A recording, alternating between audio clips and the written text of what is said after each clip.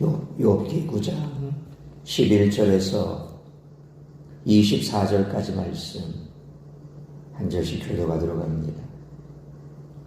그가 내 앞으로 지나시나 내가 보지 못하며 그가 내 앞에서 움직이시나 내가 깨닫지 못하느니라.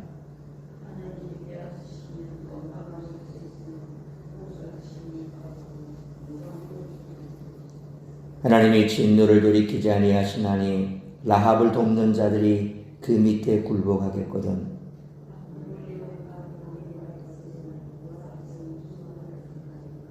가령 내가 의로울지라도 대답하지 못하겠고 나를 심판하실 그에게 간구할 뿐이며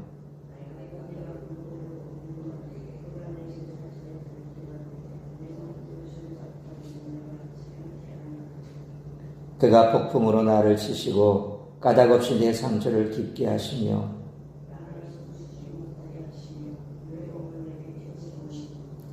힘으로 말하면 그가 강하시고 심판으로 말하면 누가 그를 소환하겠느냐.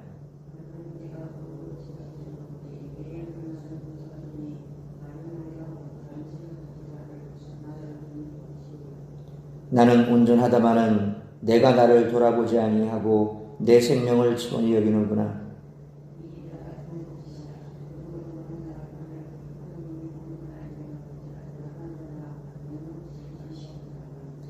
갑자기 재난이 닥쳐 죽을지라도 무죄한 자의 절망도 그가 비웃으시리라. 세상이 악인의 손에 넘어갔고 재판관의 얼굴도 가려졌나니 그렇게 되게 하니가 그가 아니시면 누구냐. 아멘. 욥도 친구들과 마찬가지로 하나님이 힘과 지혜가 뛰어나신 분임을 알고 있습니다. 하지만 욥은 하나님에 대한 자신의 이해가 제한적임을 고백합니다. 하나님이 어떤 분인가에 대한 욥의 고백은 친구들과 달리 모호합니다. 그럼에도 하나님의 절대 능력을 누구도 부인할 수 없습니다. 하나님이 하시고자 한다면 어느 누구도 하나님의 일을 막을 수 없습니다. 심지어 하나님을 대적하는 무질서의 화신들인 라합과 함께 질서를 파괴하려는 세력들조차 하나님 앞에서는 굴복할 수밖에 없을 정도입니다. 그런데 어떻게 욥과 같이 약한 자들이 하나님을 상대로 변론할 수 있겠습니까? 욥은 이러한 하나님 앞에 무기력해집니다. 아무리 욥은 스스로 의롭고 무죄하다고 확신하더라도 절대 힘을 소유하신 하나님 앞에서 항변하거나 저항할 엄두도 내지 못하는 그런 존재라는 것입니다. 그렇기에 욥에게 남은 것이라고는 심판장이신 하나님께 자비를 구하는 일입니다. 욥의 답답함과 억울함이 이 지점에서 터져나옵니다. 하나님께 따지고 싶어도 따지지 못하고 하나님의 절대적 힘 앞에서 용기를 잃게 되며 두려움 앞에서 제대로 된 변론도 하지 못한다는 것입니다. 하나님의 이유 없는 심판과 징벌로 욥은 점점 무기력해지고 삶의 의미를 찾지 못하고 있습니다. 욥이 다시 삶을 의미 있게 만들며 희망의 끈을 다시 잡으려면 하나님으로부터 무죄 판결을 받아야 합니다. 하지만 누가 하나님을 법정에 소환할 수 있으며 하나님의 입에서 무죄 판결을 기대할 수 있을까요? 하나님은 욥의 무죄 호소를 외면하시고 욥을 정죄하실 것입니다. 욥의 기대는 허망하게 무너질 것입니다. 그렇게 욥은 자기 혐오에 빠지고 삶의 욕구를 점점 잃어갈 것입니다.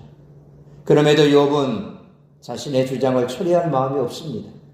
욥은 무질서한 세상에 대한 책임이 전적으로 하나님께 있다라고 여깁니다. 구약 성경 에스더 다니엘에는 하나님의 도우심을 통해 의인이 악인을 이기는 통쾌한 이야기들이 기록되어 있습니다. 분명 하나님의 능력과 위대하심, 악인에 대한 진노는 약한 자들에게 소망이 됩니다. 그런데 욥기에서는 이것이 뒤집혀 버립니다. 하나님을 찬양할 때 사용되던 이 모든 말이 욥에게는 절망으로 다가옵니다. 왜냐하면 하나님은 자신과 멀리 계시고 자신은 그분과 소통할 수 없다고 느끼기 때문입니다. 따라서 이와 같은 오늘 본문의 말씀을 통해 우리들이 깨달아야 할 것은 첫째로 11절로 18절 말씀처럼 무지하고 무능한 존재임을 인식하고 오직 하나님의 은혜를 간구해야 한다는 것입니다. 욥은 하나님에 대한 전적 무력감을 토로하고 있습니다. 욥의 입에서 나오는 말은 모두 전통적으로 하나님을 찬양할 때 사용되는 그런 표현들입니다. 인간은 하나님을 인식할 수조차 없습니다. 욥은 11절 말씀처럼 하나님이 자기 앞으로 지나가시고 움직이신다라고 표현하는데 이는 출애굽기 33장 19절로 23절 말씀처럼 하나님이 모세 앞에서 그 영광을 나타내시는 장면으로 하나님의 영광을 연상시키는 대표적인 표현입니다. 하지만 욥은 그 영광을 보지 못하고 깨닫지 못했다며 12절 말씀처럼 하나님의 영광이 자신과 무슨 상관이냐는 그런 질문을 던집니다. 또한 욥은 13절 말씀처럼 고대 근동 신화에서 창조신들의 가장 큰 라이벌로 인식되었던 무질서의 화신들인 라합 세력도 하나님 앞에서는 전혀 조양할 수 없다라고 고백합니다. 이는 전통적으로 연약한 자들이 세상에서 하나님을 바랄 때 많이 사용한 표현입니다. 하지만 17절로 18절 말씀처럼 욥에게는 이 모든 것이 다 절망적입니다. 자신이 당하는 고난의 근원지가 하나님이라고 여기기 때문입니다. 욥은 15절로 16절 말씀처럼 자기의 억울함을 하나님께 항변할 수 없고 그분이 자기 기도를 들으셨다라고 확신할 수도 없음을 단식합니다. 욥의 단식은 우리가 당연하게 받아들였던 하나님에 대한 인식에 의문을 일으킵니다. 욥은 우리가 하나님을 찬양할 때 당연히 사용했던 언어들이 과연 삶에서 어떤 의미를 지니고 있는지 진지하게 고민해 보라고 도전하고 있습니다. 그러므로 자신의 구원을 위해 스스로 할 수 있는 일은 아무것도 없는 무지하고 무능한 존재임을 인식하여 오직 하나님의 은혜를 간구하는 우리 모두가 되시기를 축원합니다. 두 번째로 19절로 24절 말씀처럼 하나님을 향한 믿음과 소망을 잃지 말고 구원을 소망하며 살아야 한다는 것입니다. 앞에서 욥은 사람이 하나님의 영광을 인식할 수 없다고 탄식했습니다. 이제는 하나님이 인간에게 무슨 관심이 있겠느냐라고 한탄하고 있습니다. 욥은 역시 하나님을 찬양하는 언어로 자신의 절망감을 표현합니다. 19절로 20절 말씀처럼 하나님은 가장 강하시고 가장 높은 심판자이시기에 인간이 아무리 온전하더라도 하나님 앞에서는 죄인일 뿐이라는 것입니다. 이 사실이 욥에게는 절망의 원인입니다. 21절로 22절 말씀처럼 자신이 아무리 생명을 바쳐 온전하려 노력했더라도 온전한 자나 악한 자나 멸망하기는 마찬가지입니다. 온전하려는 우리의 노력에 대해 하나님은 별 관심이 없으시다는 말입니다. 어차피 하나님께는 벌레만도 못한 존재니 인간의 노력은 아무 의미도 없어 보입니다. 욥은 23절로 24절 말씀처럼 의인이 사고로 죽음을 맞는 이유도 이 세상에서 악이 존재하는 이유도 하나님이 세상을 내버려 두시기 때문이 아니냐며 단식을 이어갑니다. 사실 욥의 말은 신앙의 의심을 품고 교회를 떠났거나 신앙에 대해 냉소적 태도를 취하는 사람의 그런 모습을 떠올리게 합니다. 보통 우리는 이런 사람을 보면 믿음이 없다며 혀를 차지만 놀랍게도 하나님은 욥기를 성경에 포함시키셨고 이런 태도를 가진 사람을 의인으로 분류하여 그 말에 귀를 기울이게 하셨습니다. 지금까지 살펴본 것처럼 전반부에 보면 욥이 그런 고난 속에서도 하나님을 입술로 범죄치 않게 그렇게 계속해서 자신을 붙들었습니다. 그런데 이후로 이제 친구들과의 대화 속에서 욥은 서서히 무너지기 시작합니다.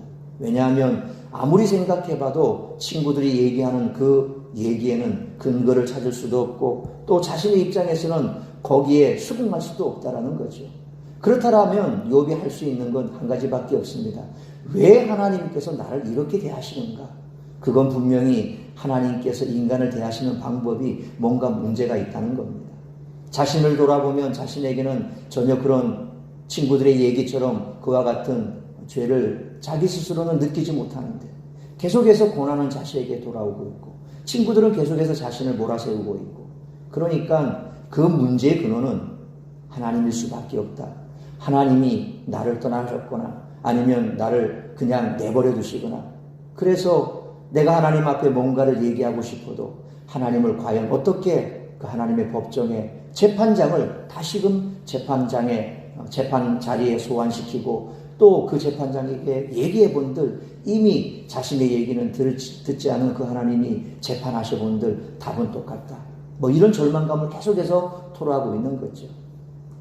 우리가 교회를 떠나간 많은 사람들, 그런 사람들 얘기 들어보면 뭔가 나름대로 이유는 있습니다. 그런데 우리가 그 이유를 들어보면 마치 욥의 친구들 같습니다. 참 믿음 없는 소리 하네. 그러면서 오히려 그들을 정죄하죠. 교회를 떠나갔고 그만한 일로 교회를 떠나 그만한 일로 믿음을 버려 뭐 이런 식으로 계속해서 우리는 그들에 대해서 그렇게 정죄할 뿐이라는 것입니다. 욥의 친구들이 그랬다라는 거죠. 오늘날도 어쩌면 우리는 욥기를 통해서 그 결말을 다 알고 있습니다. 그런데 욥은 그걸 모릅니다. 지금 욥이 그런 상태에서 계속해서 얘기를 하고 있습니다. 그런 상황 우리가 다 알기 때문에 욥의 마음을 어느 정도라도 이해를 하려고 하지요. 그런데 우리 현실 속은 어떻습니까? 이해하려고 하지 않습니다. 그냥 그렇게 드러난 결과만 가지고 그 사람을 믿음 없다라고 그렇게 얘기를 하고 있다라는 것입니다. 물론 이런 주장이 옳다라고 말할 수는 없지만 이런 의문을 품는 사람들의 사정과 마음을 우리는 헤아려 줄 필요가 있다는 것입니다. 그러므로 신앙에 대해서 의문을 품거나 혹은 냉소적이거나 그런 사람들의 사정과 마음을 헤아려 줄 수 있을 뿐만 아니라 어떠한 악한 상황에서도 하나님을 향한 믿음과 소망을 잃지 말고 하나님의 구원을 소망하며 살아가는 우리 모두가 되시기를 축원합니다. 사랑하는 성도 여러분, 욥을 통해 우리는 자기가 제어할 수 없는 이유로 고통당하는 사람들의 말을 들어볼 수가 있습니다. 이들의 말을 듣자마자 옳고 그름을 판단하는 태도를 갖기보다 오히려 그들이 하나님을 멀리 느끼는 현실을 이해하고 공감하려는 태도를 가져야 됩니다. 그러므로 하나님을 멀게 느끼며 인생의 고통을 토로하는 자들을 먼저 용납하고 축복할 수 있어야 할 뿐만 아니라 오직 하나님의 은혜를 간구하고 구원을 소망하며 살아가는 우리 모두가 되시기를 주님의 이름으로 축원합니다. 기도하겠습니다. 거룩하신 아버지 하나님, 은혜와 사랑을 감사합니다. 오늘날 욥과 같은 그런 고통을 당하고 있는 많은 사람들이 있습니다. 그늘진 곳에 소외되어 그 누구도 돌아보지 아니하고 그 누구도 자신의 삶에 관심도 없어하는 그런 어두운 그늘 속에 숨겨져 신음하고 있는 많은 사람들이 있습니다. 성도들이 해야 할 일은 바로 그런 사람들의 벗이 되어야 합니다. 고난당하는 욥에게 찾아와 욥을 정죄했던 그런 친구가 아니라 그와 같은 고난 속에 있고 어려움 속에 있다면 그들을 찾아가 품어주고 안아주고 손잡아줄 수 있는, 그리고 그들의 아픔에 공감할 수 있는 그런 벗들이 필요합니다. 교회가 세상에 그런 벗이 되어야 할 것입니다. 성도가 그런 자들의 벗이 되어야 할 것입니다. 오늘 욥을 통해서 볼 수 있는 것은 세상뿐만 아니라 교회 안에서도 여러 가지 많은 어려움을 통해 믿음을 떠나버리고 혹은 절망 가운데서 그렇게 어려움을 당하는 그런 성도들을 볼 때 우리가 그저 믿음 없다고 그들을 질책하고 정죄하기보다는 그들에게 왜 그와 같은 일들이 생겼고 지금 그들이 가지고 있는 그 마음의 상처는 무엇인지 돌아보고 공감할 수 있는 그런 성도들이 필요하다는 것입니다.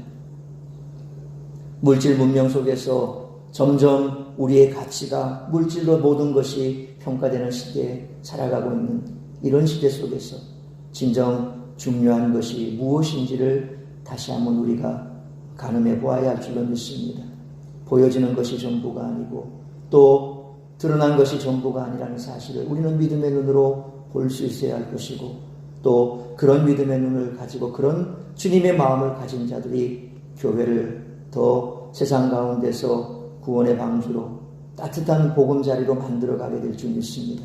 오늘 다시 한번 우리 자신을 돌아보고 혹여 우리의 성도들 사이에 지금 절망에 있고 또 좌절에 있는 자는 없는지 돌아보게 하시고 그들에게 다시 한번 우리가 마음을 다하여 그들에게 공감하고 또 그들의 손을 잡아주어 다시금 일어설 수 있는 힘을 줄 수 있는 우리 아름다운 공동체가 될 수 있도록 붙들어 주시옵소서.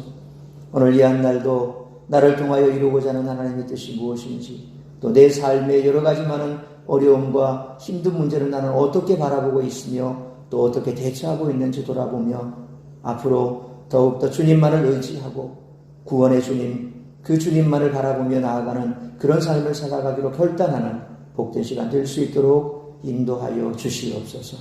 이 모든 말씀 우리 주 예수 그리스도의 이름으로 기도하옵나이다. 아멘. 주기도